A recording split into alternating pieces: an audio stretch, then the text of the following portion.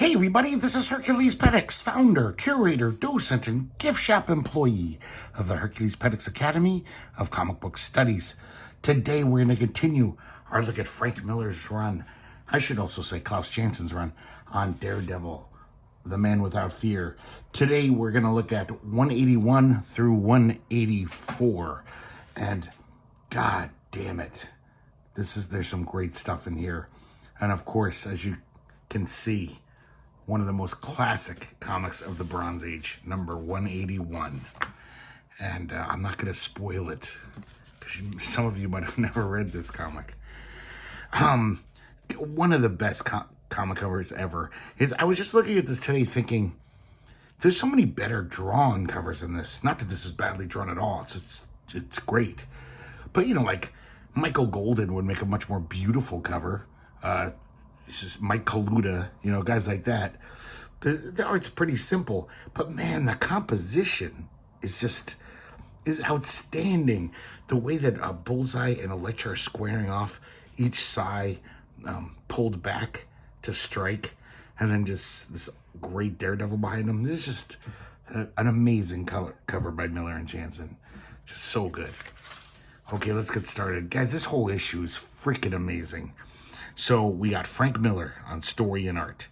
And I'm pretty sure that's more like breakdowns rather than full pencils, because Klaus Janson is credited with finished art and colors.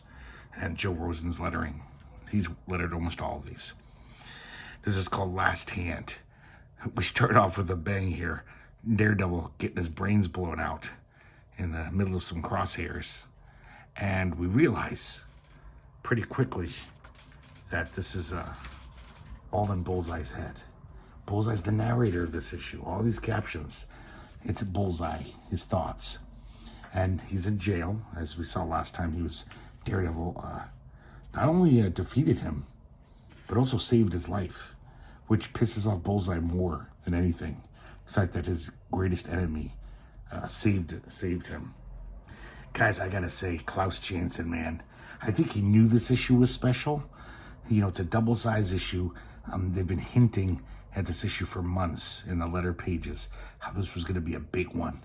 And even the fans even kind of knew through the grapevine that Elektra, something would happen dramatically. But man, Klaus Janson's pulling out all the stops. This is some of the best Daredevil art in any of these issues. This is so good. I also love this, close-up of Bullseye's eyes, then his memory fighting Daredevil. And it pulls back. Another little memory, little sliver of memory. Pulls back even more. And then we see Daredevil saving his life. And then it zooms back in. Look at the art on that. That is some of the best inking on like mainstream newsprint comics I've ever seen. And the coloring. Klaus Janson is firing on all cylinders, both finished art and coloring. So I guess Bullseye's allowed to work out. His psychiatrist thinks it'll be good to get his aggressions out.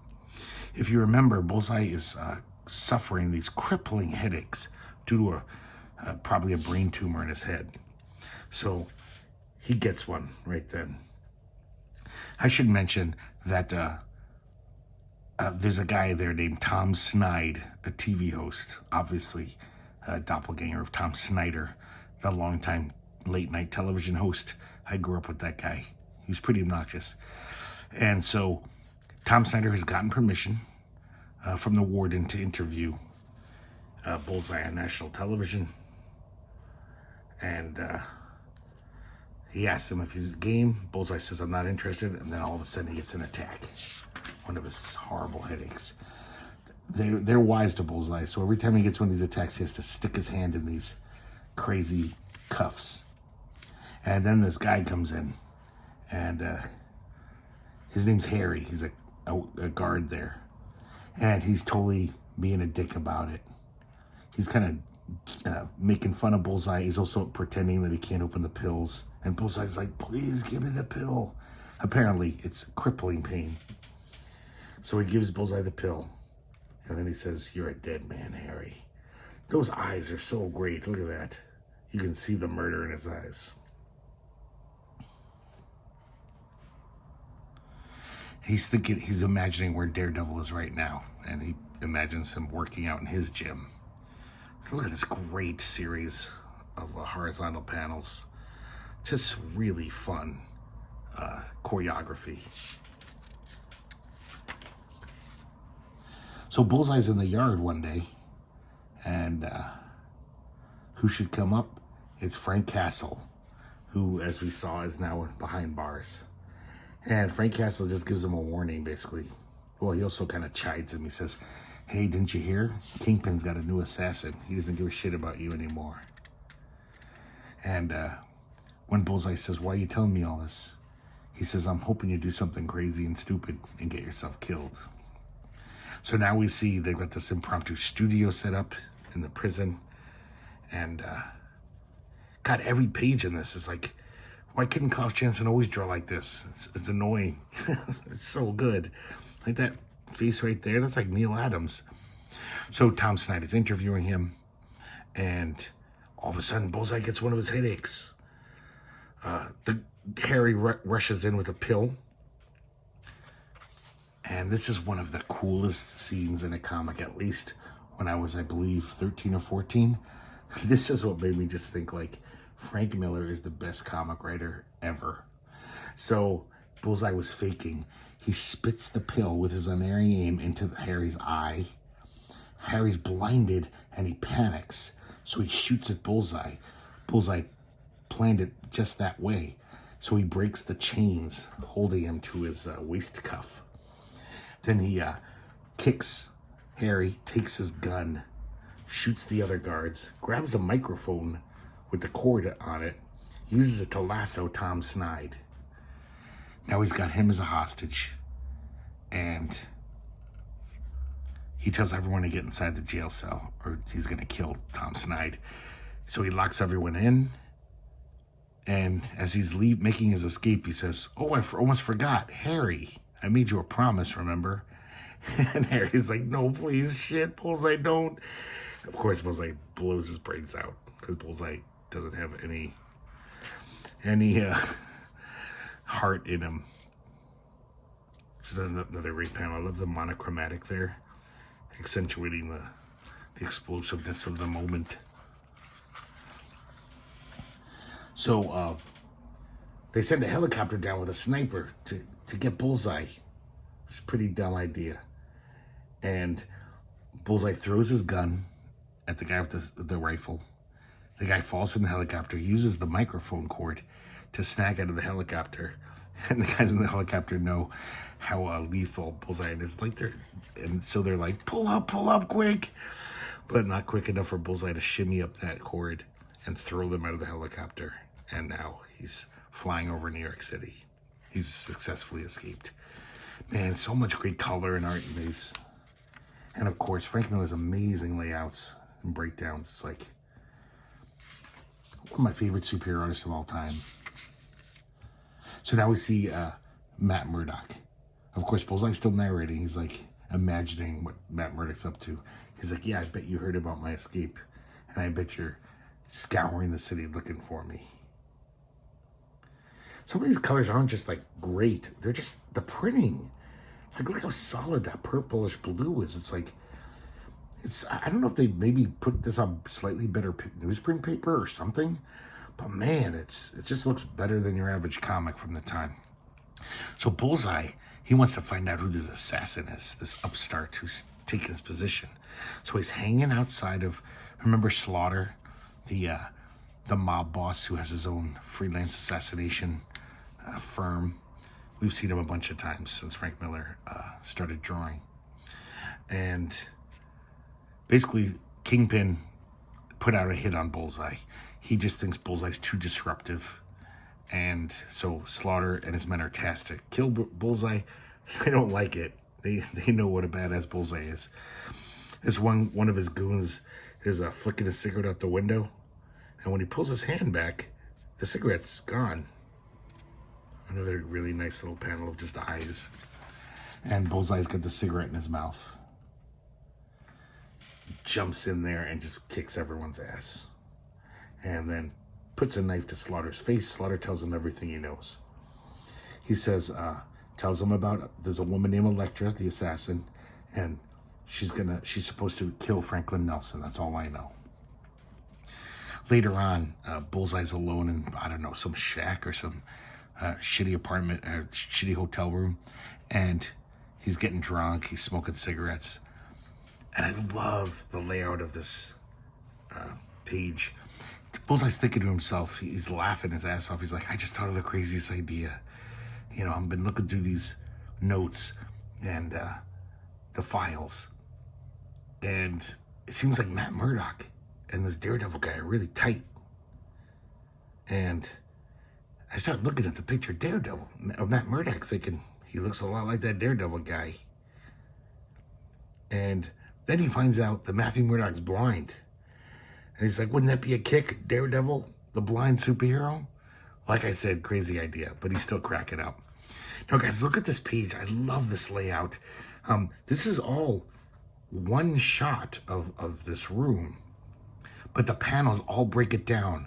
Accent the bottle so we know he's drunk. Accent the cigarettes. We know he's been like just hanging out for hours, just lying around, you know. And then I love the lettering here. But this is all the background, as you can see. It's almost like this could have been a full-page spread, but he just chose to show us this little windows into this scene.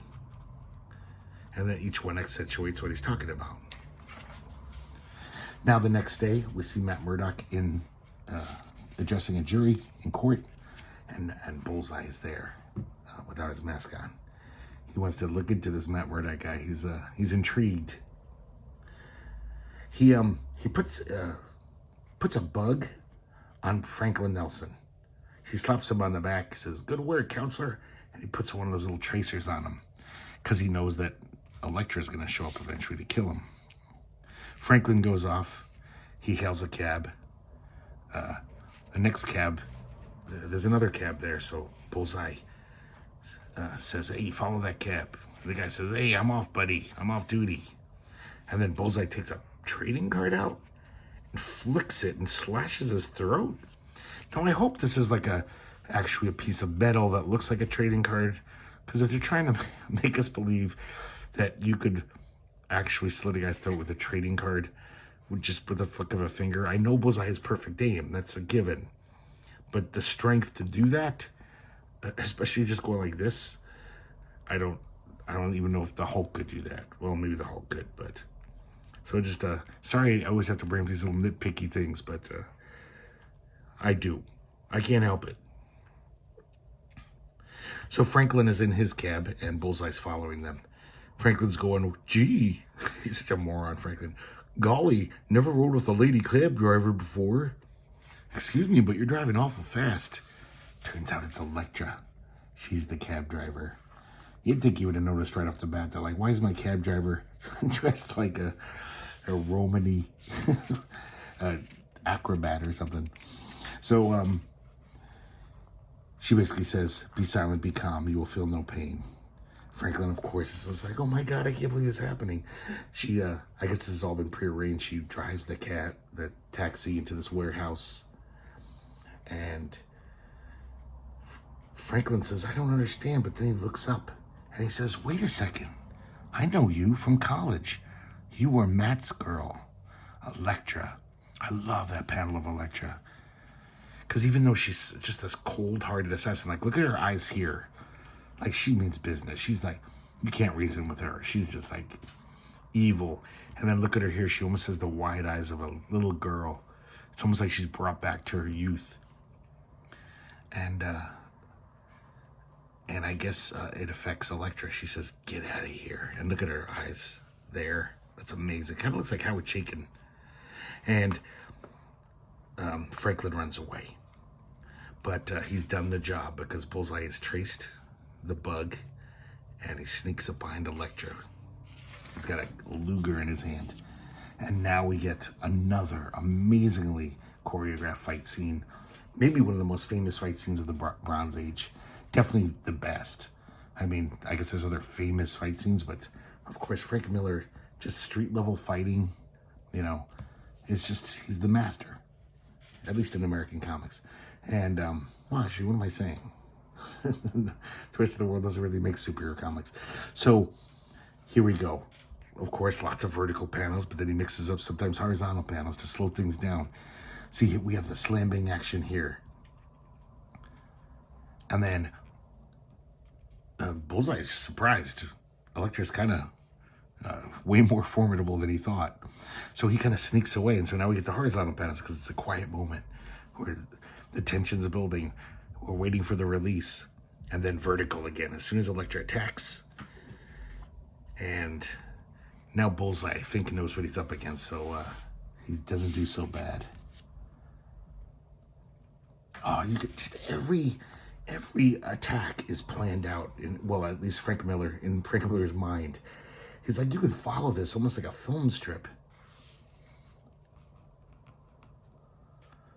And then, okay, these cards better have some razor tips or something, because once again, he whips a playing card right at Elektra's throat after kind of clonking her down on the pavement. So she's pretty defeated.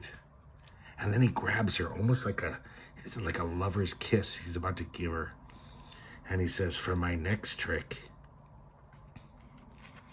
And guys, here's one of the most famous panels of the Bronze Age. He runs her through with her own sigh. Now, once again, the sigh does not penetrate her clothing, because the comics code wouldn't like that. I kind of like this when they do things like this, just all white, and there's this like little, almost like Art Deco strip. You know, it's nice graphic design. So Elektra staggers off. She's still like half alive. She can barely get to her feet. In fact, she can't remain on her feet. She's crawling around, then stumbling to her feet, then crawling. And it turns out the whole time, ooh, sorry guys, I just sweat on my mint copy. Well, not mint anymore. I think it's very fine now. So, here, I'm gonna dab my brow with this tissue, because it's amazing the condition I've kept these Daredevils in there. Like, I should CGC grade these fuckers and slab them. I think they're like right off the stands. I guess I loved them so much. I never wanted to, I was very careful with them. So she, like a wounded dog, she crawls to Matt's apartment, and she says one word. She says, Matt, and she dies in his arms. There's a crowd of onlookers, and Bullseye's in the crowd, incognito. Look at the coloring here. It's like dusk is settling in, and just the coloring and the shading is just beautiful. I also just love the poignancy of this, that even though Elektra, she tried to kill Daredevil a few times. She kept saying how much she hates him, but deep down, he was always her first love. And if circumstances weren't so fucked up, deep down, she's the man she wants to be with. Just can't be. But in her dying moment, she's like, fuck it, I don't care, I'm dying.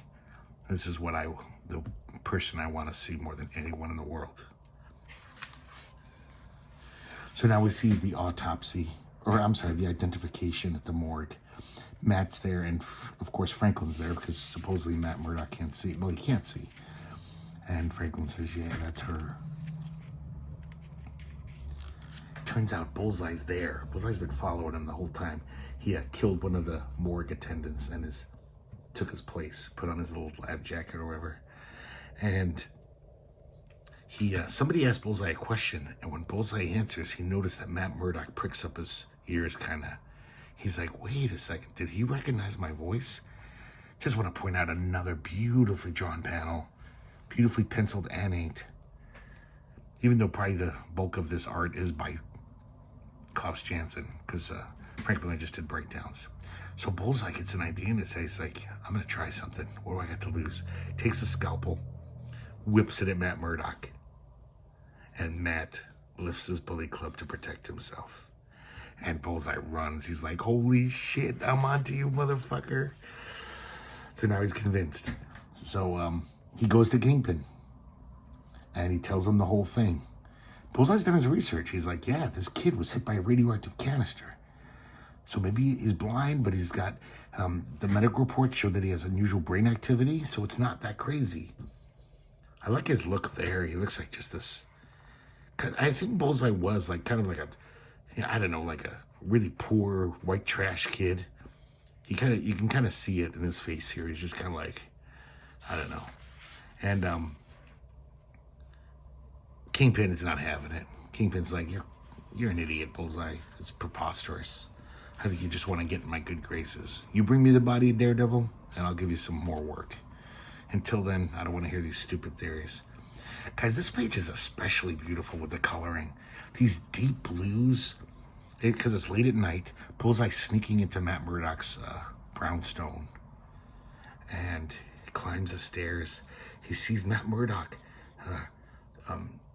talking into his tape recorder, talking about I don't know, the Constitution or something. And he's about to shoot him, and then a red gloved hand lands on his shoulder. Just look at this.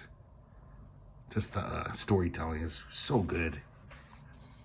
And then bam, and now it's just white, like an explosion from this deep, beautiful bluesing. This one's like it's kind of dark green. Turns out that it's a Matt Murdock dummy he set up, and it's a tape recorder just, you know, saying what Matt's supposed to be saying. Bullseye doesn't know that, though. He didn't see. He got conked before he could even find out. So he says, oh, I guess I was wrong. There goes that theory. I'm still going to kill Daredevil, though. So he runs to the roof. And guys, look at this. Just more of this beautiful art, coloring, storytelling, everything. Fight choreography. So nice. They both fall through the skylight. I didn't even point out that Bullseye is using Elektra's size, which is just like this, seems even doubly, shitty after he killed her. He's using her own weapons. He kicks Daredevil out onto an elevated train track. He follows. This amazing fight continues. A train comes. They both hop onto the top. And then they both jump off the train onto this wire. And they're balancing on it like trapeze artists or high wire artists. But Daredevil obviously has better balance and because of his radar sense and all this whatever he's got. And he kind of wiggles the wire so Bullseye falls. He grabs Bullseye's hand. We've seen this so many times in superhero comics, right? Like, oh, I won't let you die, even though you're horrible. So Bullseye says, no, I won't let you save me again. I'll kill you. And he starts brandishing a sai as if he's going to stab Daredevil. And Daredevil says, you'll kill no one ever again. And he lets him fall. Now, he really didn't have a choice. I mean, if Bullseye stabbed him, he would have had to drop him anyway. So, but it's still like, Daredevil would have tried a little harder, I think, with any other villain. But he's probably all too happy to let him fall. Like, thanks for making me do that, Bullseye. And now, of course, we're back to the Bullseye narration. And he's thinking about the Kingpin. He's like, yeah, I'm sure the Kingpin's, he's counted me out for the count, like everybody else. Probably already started looking for a new assassin. But you know what? The one thing I can console myself with is I did kill her. And even though Daredevil's not Matt Murdock's Daredevil's friend, and I hurt him because he used to love Elektra. So that's what an evil little fuck he is. He's just happy that he ruined someone, murdered someone, and then also the residual benefit of making someone very, very, very sad. That's his consolation. I like this too. Look at the mirror image of these pages, and then it's like white, bleached out, just like yellow. Once again, these colors are outstanding for a newsprint comic. Crazy good. Just makes, like, I know I sound like a broken record, guys, but makes me annoyed that most comics couldn't look like this. Apparently, it was capable. It was possible, and yet they rarely did. I just thought, oh, they don't have the paper for it or the printing. But nope, comics could have been looking this good my whole childhood. And we see Matt Murdock at Elektra's grave. Just says Elektra. No last name. Kind of odd. And now we see Bullseye. Once again, his eyes. And we realize, as the camera pulls it back, we realize he's completely in traction. Probably every bone in his body is broken, but he's still alive. And he's just feeding on his hate. And he just basically says, all I can do now is hate. And I will keep hating you. No matter how many months or years it takes, I'm going to get fixed. And I'm going to come for you again. Just wait. And they repeat the eyes again. I don't even know if it's almost like a photo stat. This could be the same exact piece of art. Oh man, what an issue. Just so good. And the narration by Bullseye is amazing. It's really good writing. Just seeing into that mind of this sociopath. It's amazing stuff. So now we have number 182. This is kind of like the epilogue. And as you can see in the cover, Matt Murdock's not doing too good. I'm going to just assume all these covers are by Miller Janson, like as normal. It seems like Janson is still kind of on his game. It's a great splash page. And we just start off with, she's alive. I should mention once again, Janson on colors, which you can see by this. These amazing palette here. So Daredevil wakes up in the middle of the night and he can't get out of his head. He's like, I know. I held her in my arms. With my senses, I could hear her heart stop. And I could smell the blood as it filled her lungs. But she's alive, I know it. You can already tell Matt Murdock's he's not sounding mentally stable. It doesn't make any sense, but he's convinced. So he says, he puts on his Daredevil outfit. He's like, I need answers. I'm coming for you, Elektra. That's how certain he is. He doesn't say maybe Elektra's alive. He's just like, oh, I'm going to find you. Meanwhile, back in prison, these three goons are going to take out the Punisher in the showers. And, of course, bad idea. Just with his bath towel as a weapon, Punisher kills all three of these guys. Meanwhile, he gets a visitor. It seems like this guy's from the agency. I don't know, the CIA probably. And he says, the reason I came to you is because there's this drug shipment coming in 16 hours off Long Island coast. Because of certain pressures that have been brought to bear in my agency, I've been ordered to do nothing about this. Which I kind of love this, like, bringing in the whole, the CIA were infamous for being drug runners and bringing in heroin and cocaine to America to finance their dirty wars. So just a little nod to, political realities. And so basically he says, so what if I can free you from prison? It's going to be totally off the books, of course. Will you take care of this drug shipment for me? Now we switch over to Glenn Industries, and we see Heather Glenn. It seems like the board of directors are pretty much trying to edge her out. Doesn't know this yet. But look at this guy's face. And everything they say is very condescending, like, oh, don't worry your pretty little head about these contracts, just sign them. So something's up with that. Now Daredevil's out in the street, and he's trying to get information. Man, I love this panel. That's like a damn good superhero panel right there. And the way Daredevil's like ducking under these bullets. So the information he gets is that Kingpin is meeting the big six, the six heads of the East Coast mob. And of course, Daredevil's going to go see what's up with that. Really nice backgrounds here. I like this shot of Matt in his office. It's just like way up in the city. And we totally have this vertiginous look of like looking straight down the skyscraper to the roofs of these tenement buildings. He tells Becky, his assistant and secretary, all about this Elektra thing. And she's just like, Matt, she's not alive. She's dead. He's like, Franklin was there. Franklin saw the body. He said, yeah, but maybe it's the wrong body. Maybe they had the wrong body. Records can be switched. He's totally nuts. Heather comes in just then, And because Heather kind of also wants him to help her with this new contract the board want her to sign, because of course he's the best lawyer in America. He's being very cold to her. He's just obsessed with Elektra. She says, "Who's Elektra?" She's like, "Tell me right now." Matt actually like hurts her hand when she reaches to caress his face. He grabs her hand. So she's like, "What the hell's going on?" And Franklin walks in right then with a new client, a very wealthy client. Heather says, "If you'd rather spend your time hugging a corpse, fuck you." And she storms out. They lose the client.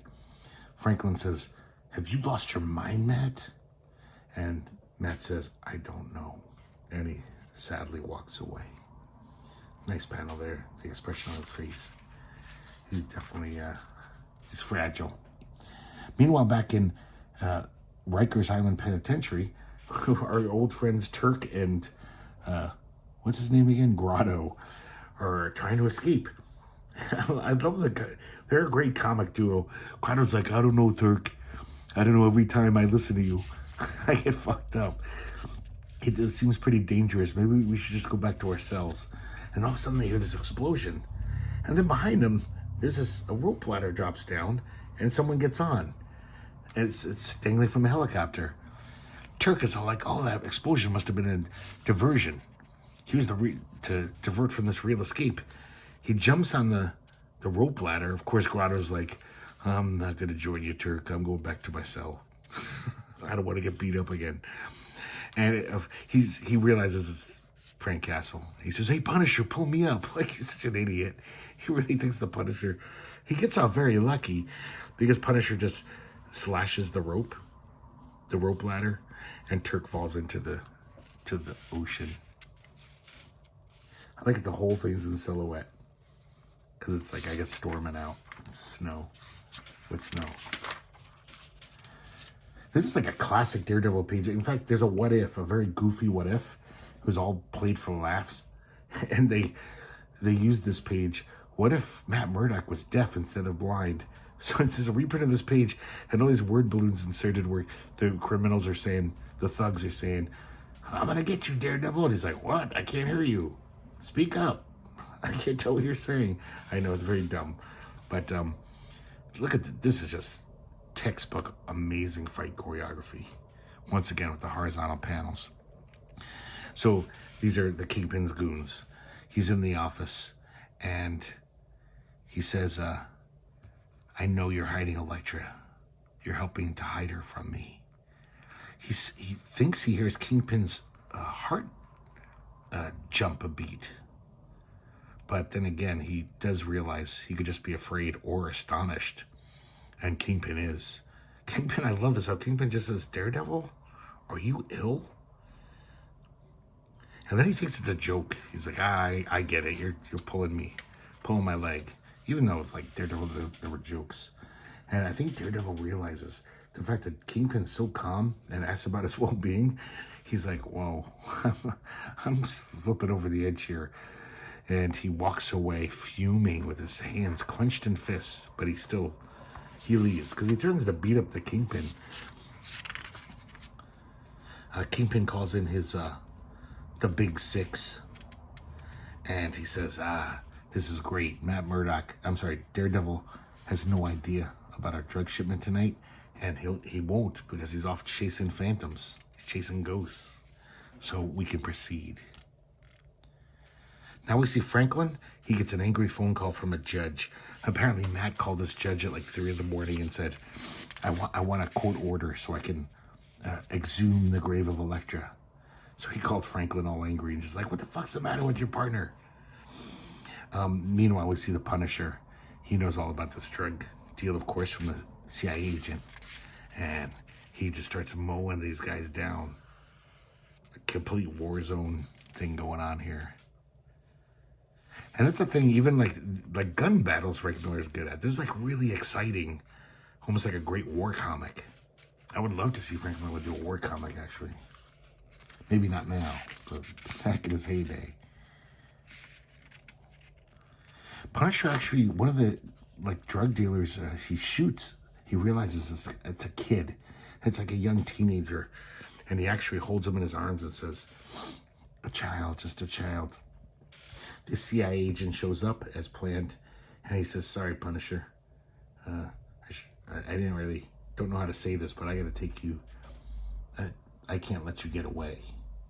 Looks like he's going to shoot him in the back. Punisher kicks him, knocks him out, and he says, I won't let him take me back to prison. This war's gotten dirtier. I'm needed more than ever. Meanwhile, we see the graveyard late at night, and Matt is gone. Matt's over the fucking rainbow here. He's got a shovel. He's digging up Elektra's grave. You don't often see like a Marvel superhero this unhinged. I mean, this is a felony. This is a felonious behavior. And Franklin, who I guess figured Matt might be there because the judge's call, he's a little ways away, and he just hears this, no! And because Matt has, using his hands, has touched Elektra's face and realizes it's Elektra, and she's dead. Matt comes and says, I'll take you home, Matt. And Matt just says, I loved her, Foggy. I loved her. And then these 3 silent panels as they leave. Oh, man. That's heart-wrenching. I haven't get verklempt from reading a Marvel superhero comic.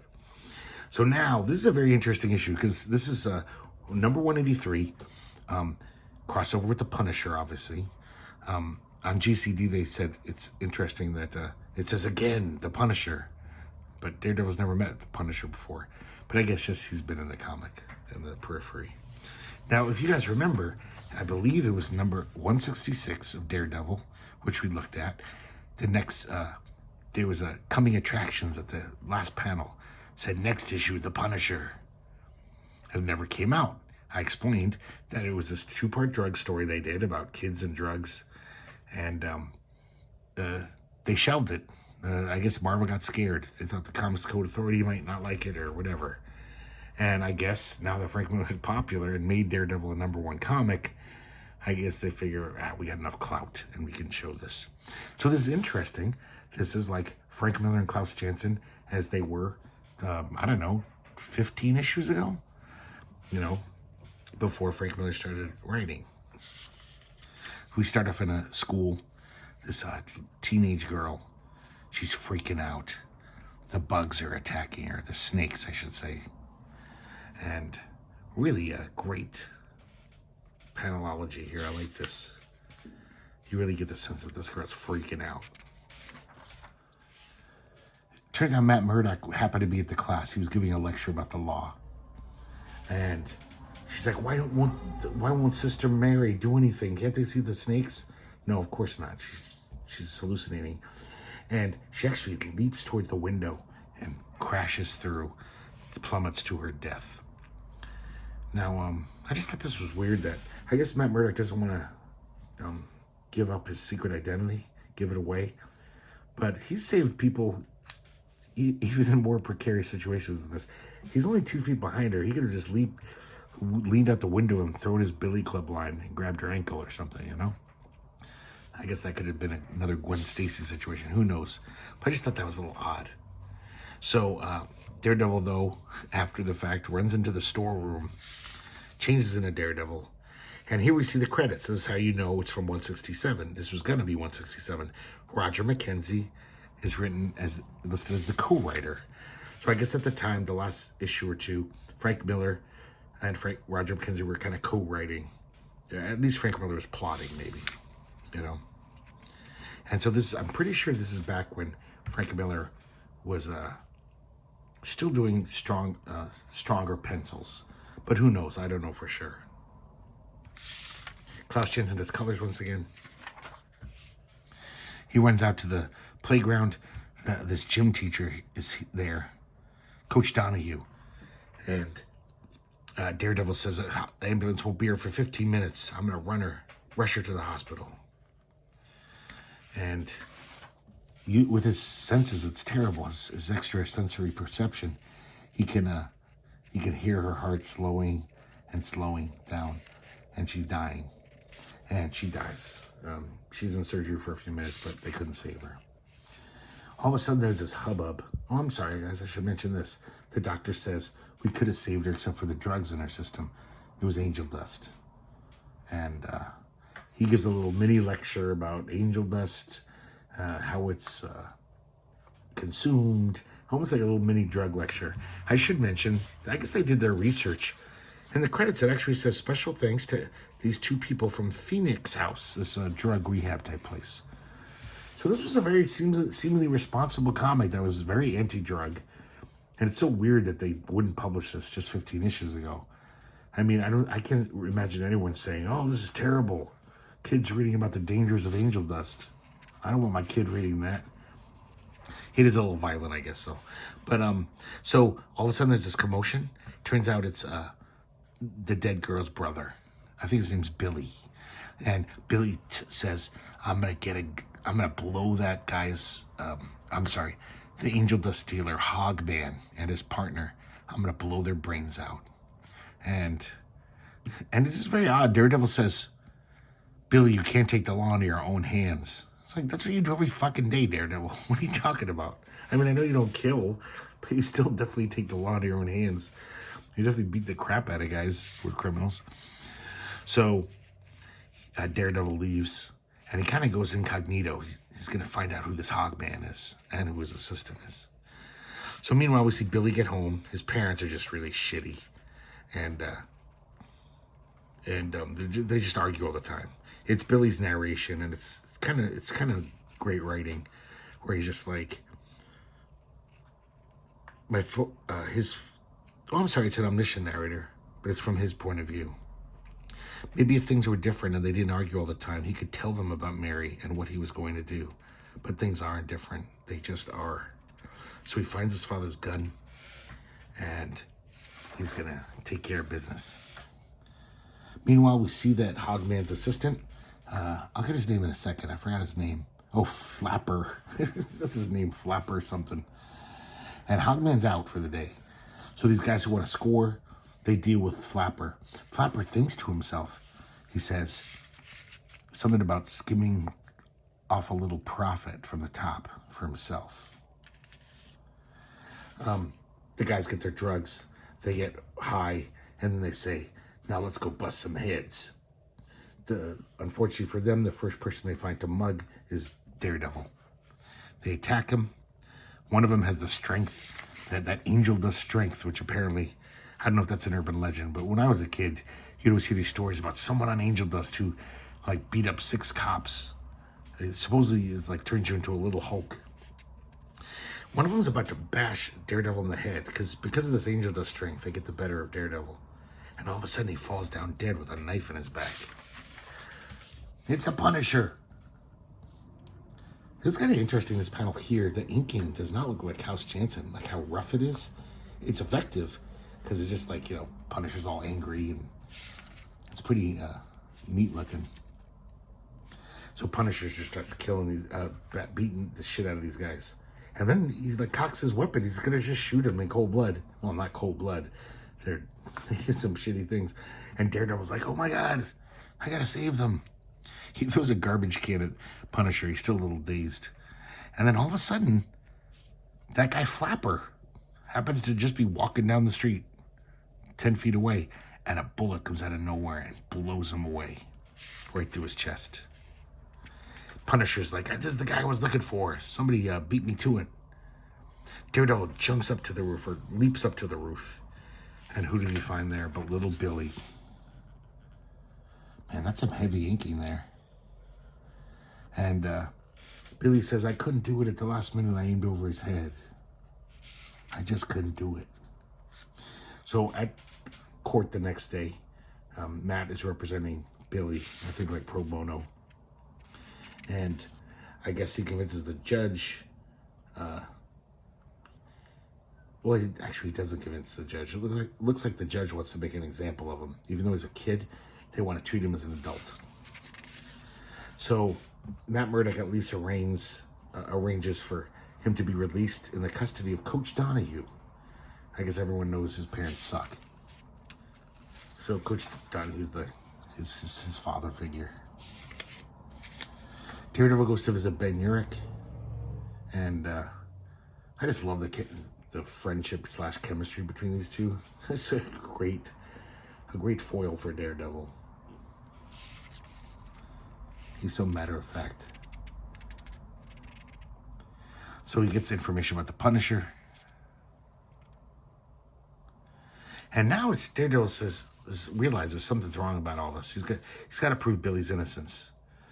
So he realizes that, I think that it came from another gun. Higher up. Must have been like a high-powered rifle with a telescopic sight. And he actually finds a spent shell when he goes up, higher up on the rooftops.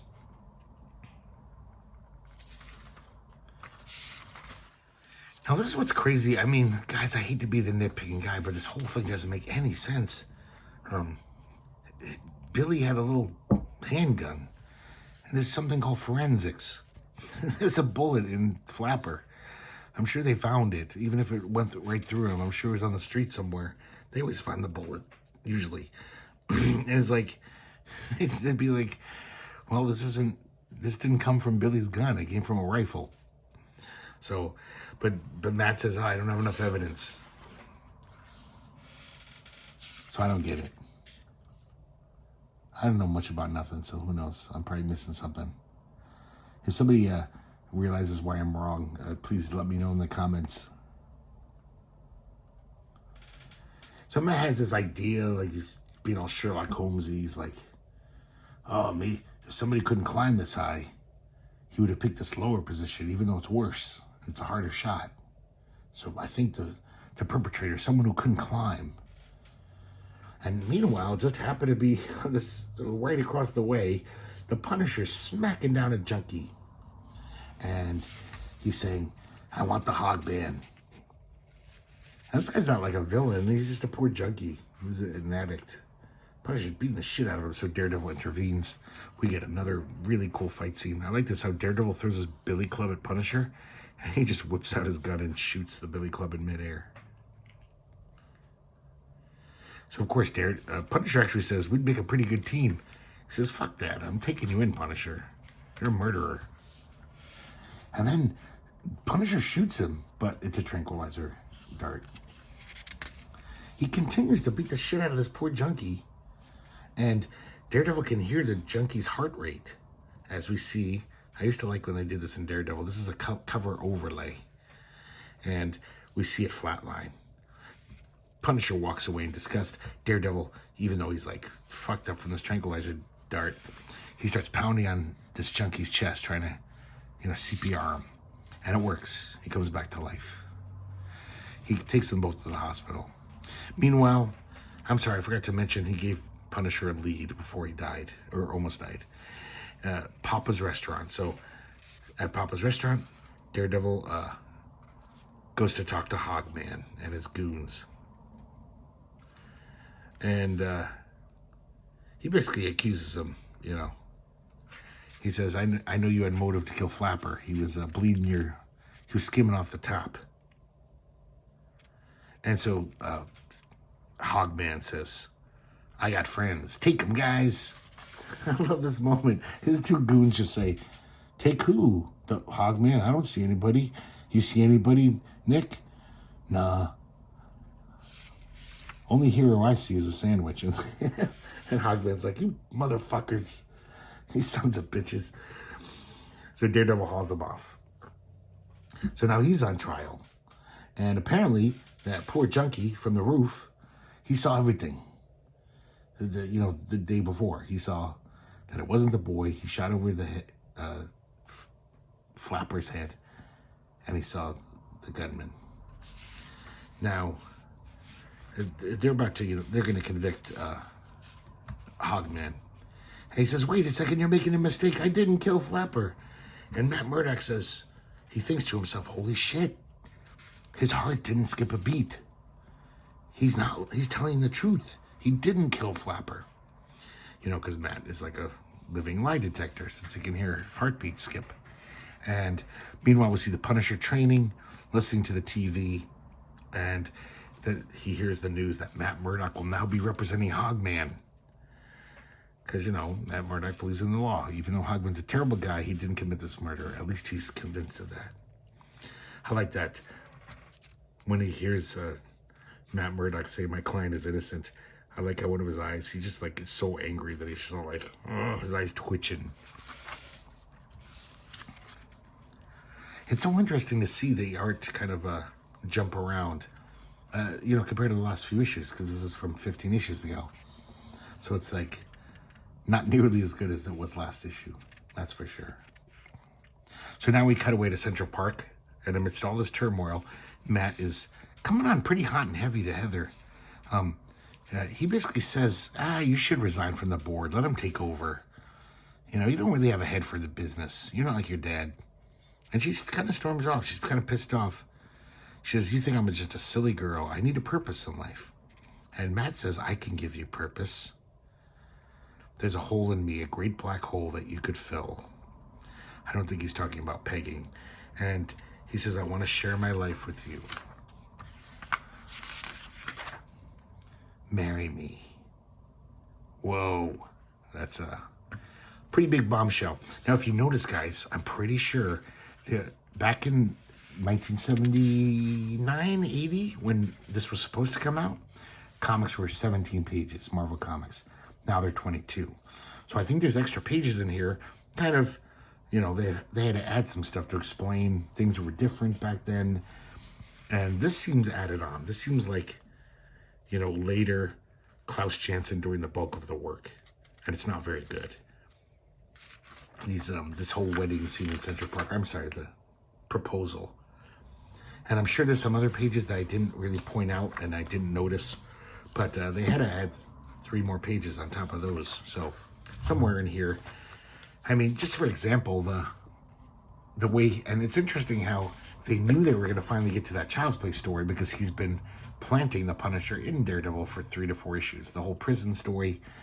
So it's almost like Frank Miller knew maybe 6 issues ago that, they're finally going to let us do that Child's Play story. So that's a pretty striking cover right there. This is almost like a great Mort Weisinger cover where you have to buy it. You're like, how the fuck did this? Daredevil's using a gun? What? So we start off, we see Hogman wolfing down some pasta. Punisher's about to snipe him from a rooftop across the way. And then he hears, psst. And of course it's Daredevil. Good guys wear red. And this is the thing. Supposedly, they made both of these issues, this 2-parter, back then, 15 issues ago. But I see a distinct difference. I almost feel like maybe it wasn't, the second part wasn't completed because, they canceled the story. I can't imagine they worked on 2 full issues and finally someone said, hey, the story's about kids and drugs. We shouldn't publish it. Maybe they did. But I don't know the story behind this.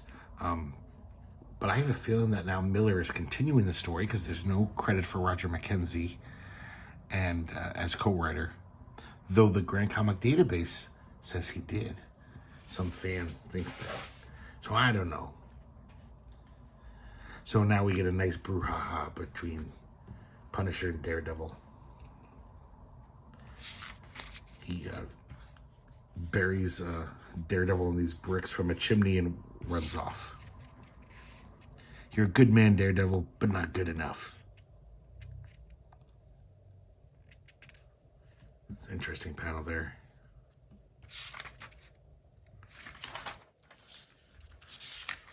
Almost looks like Mazzucchelli before he got really good, which we'll see in 20 issues or so. Meanwhile, we see Heather Glenn with that smarmy CEO again.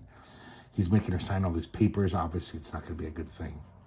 But man, some really nice faces there. That's a great face. Some good stuff. So now we're at the criminal court building. Matt Murdock is defending Hogman. Matt Murdock, he's kind of going fishing because he knows that Hogman is innocent because his heart didn't skip a beat. So he thinks there's someone else did it. So he kind of drops a line. And he says, within the next 24 hours, I will receive evidence that the true killer is a man who masquerades as a solid, respectable citizen using his position to sell drugs to children. And we see Billy. Coach Donahue, what's wrong? Nothing, Billy, nothing at all. He's very shaken. So that pretty much gives away the ending there. Or at least part of it. So now Matt is back at his office. And Heather calls him. And Matt seems very oblivious. And she's like, I really want to talk about us, And he's like, oh yeah, honey, I'm so excited about getting married. Like, he just really thinks like, oh yeah, of course Heather's going to marry me. And he says, oh, hold on a second. I got another call. I got to put you on hold. And she's like, put me on hold, will you? I mean, he really does have to answer the phone. He did that whole fishing expedition. And he's waiting for this information or this lead. Is it kind of interesting little thing here? Divided by a telephone cord. I got to say, this whole proposal thing, it's really interesting just how, kind of schmucky Matt Murdock is. Many times in his career's history, he's done things that are like kind of like, what? Like, he's kind of a man whore sometimes. And this whole thing of like the real love of his life just died. And so now he's just all like, oh, Heather, let's get married. You can fill this hole in my life because I loved her more and she's gone. So now you'll be the perfect substitute, or at least a substitute. And the whole time I'll probably still be loving Elektra deep down. So once again, I like this binary narrative. And Heather walks away from the phone. She's like, fuck this. So apparently Matt's fishing expedition worked, and Donahue calls up. He says, meet me at this place. He's probably plans to kill him. I think he says, meet me at the gym. When Matt Murdock gets back to Heather, she's gone. He doesn't really seem to care, because an hour later, he's at the gym. And it's all dark in there. Some really interesting art here that doesn't necessarily look like normal Miller Janson stuff. Almost like a slight bit of stylization that they usually don't have. And all of a sudden, he hears the sound like an animal growling. Look at that great Janson, using the effects and stuff and coloring. He says, not an animal. A gym coach on angel dust. He's frothing at the mouth. And Daredevil sidesteps him. This guy's really strong, though, so Matt Murdock has a hard time taking him out. But he realizes that he's a victim, so he doesn't want to hurt him. Because he says, there's no way he'd take angel dust before such an important, meeting. It's like somebody must have dosed him. So he's a victim. This is kind of interesting panels here. Almost like it builds to a crescendo. And then finally, he passes out. Coach Donahue does. Matt doesn't like it at all. He says, who juiced the coach? Now, guys, this is very confusing. I know there was, this two-parter was meant to appear earlier. Maybe Frank Miller finished it 15 issues later. But Hogman and they're talking to this junkie who's begging him for some heroin. And Hogman says, well, you know why nobody's been selling to you? Because you're the one who pointed the finger at me in court. And this seems like a young black kid with an afro. The guy in court kind of looked like some old hippie with a big beard who was white. So I don't know, am I totally confused? Maybe there was another guy who spotted him on the roof with a gun, with a rifle. I don't know. But they didn't mention it until now. So this is very confusing. So they kill this junkie. But he gives them a hot dose. Says, here you go, some free heroin. And it's uncut. Dies right in front of their eyes. Next day at court, Matt wins the trial for Hogman. Hogman says, I'm off the hook now, right, Murdock? No chance of another trial? None. Then I might as well tell you, I'm guilty as sin. Look at that. That's a great panel there. That's a great face. Great inking. And then he puts a little extra money in Matt's pocket. Billy runs off. completely disillusioned with the whole system. Daredevil confronts Hogman, and, he wants to just beat the shit out of him. But of course, he's Daredevil. He's not going to do that. And this guy knows that. And he says, hey, you wouldn't punch out a guy because you feel like it, especially a guy with a heart condition who has a pacemaker. And Matt realizes his blunder. That's why his heart didn't skip when he said he's innocent. He has a pacemaker. For such a brilliant guy, it's kind of a big thing to miss. I think Matt would have done some research or something.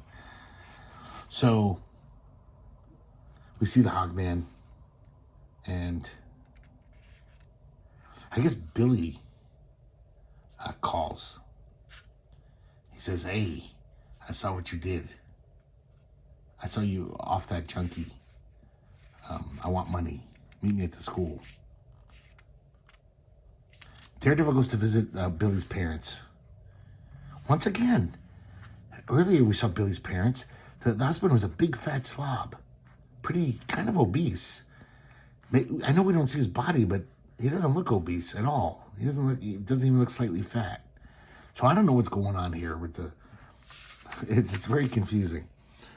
So, of course, the father says, I don't know where Billy ran off to when he took my gun. So now Daredevil's panicking. This is kind of an interesting page layout. These little strips. And then just this cityscape and Billy stalking on the bottom of it. So now we see Hogman and Billy's got a gun on him. And he says, don't try it, kid. I brought help. Because one of his goons is there, of course, to take out Billy. But before he can, the Punisher comes out of the shadows and nails the guy. Hogman grabs Billy as a hostage, and the Punisher just shoots his shoulder and his knee. Because the Punisher is a cold-blooded killer, but he doesn't want to kill this guy right in front of Billy. Look at the look on Billy's face. I never noticed that when I was a kid. He's like happy. He's like, yay! This guy's gonna die. Punisher even says, Billy, go home. I'll finish this. But then Daredevil shows up. He can't have that happen. Once again, I'm in awe of some of this like almost a ballet-like movements from Daredevil. You can really see that Gil Kane influence on Frank Miller. So now they kind of have this little heart-to-heart. And Daredevil's kind of cocky. He says, I've been researching you, Punisher. You've never killed an innocent.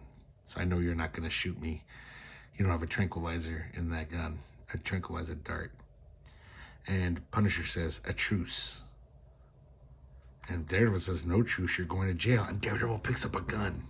Probably something he's never done before. Punisher says, you wouldn't dare. He draws his gun. Sorry, this page will not go. And then Daredevil shoots Punisher. I forgot about this scene. I was like, that's probably never happened ever again. Most Marvel superheroes, this has never happened. A DC comic even, it's weird. Except for like the Vigilante, of course. And so Punisher falls. Billy grabs his gun and he's going to shoot Hogman. And Matt talks him down. Daredevil talks him down. Basically, let justice run its course. So now, due to the new testimony provided by Daredevil and the testimony of Billy, Hogman is convicted. Which I don't know how double jeopardy works, but I don't know. It makes sense if there's new evidence. So Billy says, will you promise that Hogman will go to jail and stay there? And he says, I'll do the best I can. We got to stick to these laws, Billy. It's all we've got. And Billy heads off. Meanwhile, we see Heather Glenn uses her security code, goes to the computer at Glenn Industries, finds out that this plastic firm that they own is a manufacturer of plastique, high-intensity explosive. So that lays the groundwork of this little intrigue. To be honest, I don't give two shits about Heather Glenn or anything in her life. She's such a weak link in this amazing comic. All the characters are interesting in this. Franklin's kind of dumb too, but Heather's really just, I don't care. So there you go, guys. what a run. And there's more to come, more Miller Janson stuff to come. But of course, this is the pinnacle. This is just outstanding stuff. Number 181. So 181 through 184 of Daredevil. Hope you guys like looking at them with me. I'm sorry I'm so long-winded about these, but I kind of get very excited about this. You know, the nostalgia, the fact that I still love them 40 years later, or even more. It's kind of thrilling. Most things in my life, I don't have much joy left in my life, and things that I used to love to do, I don't like to do anymore. They're all falling off one by one. I used to like playing music. I could care less. I still like making fanzines. Could care less. But I do like making this channel, and I like showing off these great comics to you, my viewers. Thank you for watching, and I hope to see you next time here at the Hercules Penics Academy of Comic Book Studies.